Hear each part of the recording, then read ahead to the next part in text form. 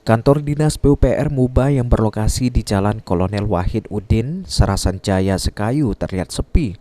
Sebelumnya pada Jumat malam terjadi operasi tangkap tangan oleh Komisi Pemberantasan Korupsi yang diduga melibatkan Kepala Dinas PUPR Muba dan 3 orang kepala bidang.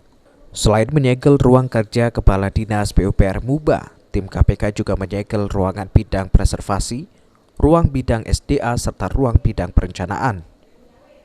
Dalam operasi tangkap tangan Komisi Pemberantasan Korupsi, ada sekitar 6 orang yang diamankan oleh KPK terdiri dari Bupati Musi Banyuasin Dodi Reza Alex Nurdin, 5 pejabat ASN di Pemkab Muba, termasuk 1 kontraktor.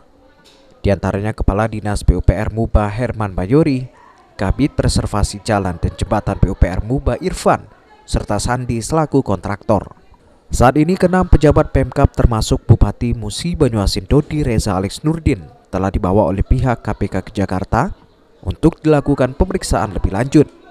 Sementara itu, Wakil Bupati Muba dan Sekda Muba tidak bersedia memberikan konfirmasi terkait OTT KPK ini. Suzan Oktaria, Ruzi Iskandar, PAL TV.